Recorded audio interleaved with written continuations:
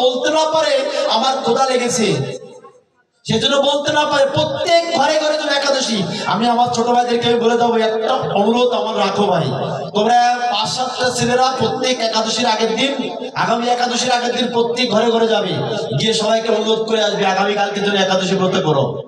একটু এই কাজটা করো, গ্রামে শান্তি চলে আসবে। গ্রামের একটা ধর্ম করার একটা সুবর্ণ সুযোগ। অন্তত আগামী একাদশীর আগের দিন সবার ঘরে ঘরে গিয়ে বলবেন সবাই যেন একাদশী থাকে, আর পরের দিন একাদশীর দুপুর বেলায় সবজি রান্না করে সবাইকে খেতে দিবেন। এটা আমার অনুরোধ।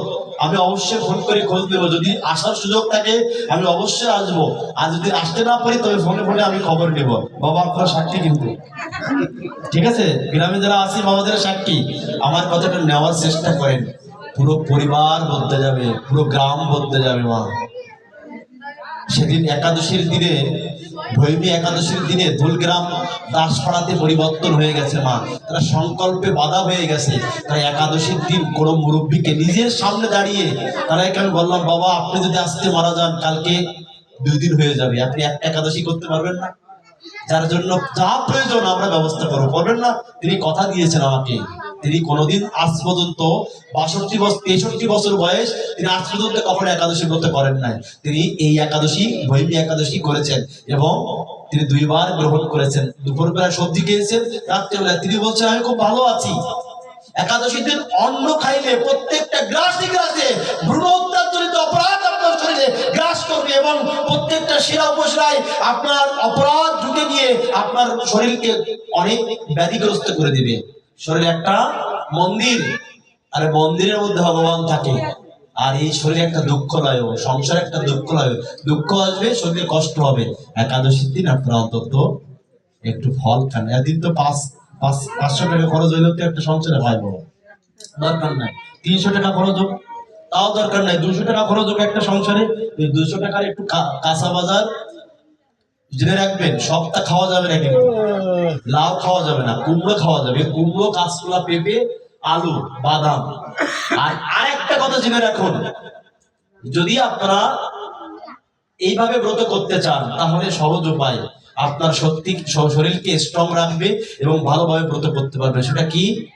আপনি 100 গ্রাম বাদাম সারাদিন না খেয়ে থাকলে 100 গ্রাম বাদাম আগের দিন রাত্রে ভিজিয়ে রাখবেন, আর পরের দিন সেই ভেজানো বাদামটা খাবেন। সারাদিন আপনার ক্ষুধাই লাগবে না। আর বাচ্চাদেরকে সাবুর পায়েস, সাবুর খিচুড়ি রান্না করা যায়, এগুলো করে এদেরকে দিন। আপনার সংসারটাকে বাঁচান, অপরাধ থেকে বাঁচান, পাপ থেকে একটু দূরে সরাই নিয়ে আসেন। এবার একটু হাত তুলতে কর্মগুলো কারা কারা করবে?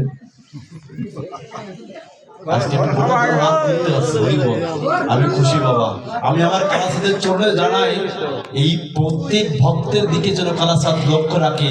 সমস্ত ভক্তরা এই একটার পুরোবাসী যেন একদিন তোমার চরণে আত্মসমর্পণ করতে পারবে। তাই গৌর হরি হরি বল। এই যুবক ভাইদেরকে, যুবক বোনদেরকে, মাদেরকে, বাবাদেরকে আমি সবার উদ্দেশ্যে বলি, আমার কালাচাঁদ যেন প্রত্যেক ভক্তের হৃদয়ে অবস্থান করে এই একাদশীর দিন যেন এমন কৃপা হয় যেন সারা গ্রামের মানুষ সাড়া দিয়ে যায় যে আজকের একাদশী ব্রত আমরা সবাই করেছি। জেনে রাখবেন, কোনো একাদশী ছোট নয়, কোনো একাদশী বড় নয়। ভৈমী একাদশী বড় আর অন্য একাদশী ছোট, এটা কখনো ভাবা যাবে প্রেম সে বলো রামাচার্য হরিদাস ঠাকুর বুঝতে পেরেছিলেন প্রথম সেই কথা। কোন কথা? তিনি বুঝতে পেরেছিলেন আমার মহাপ্রভু আর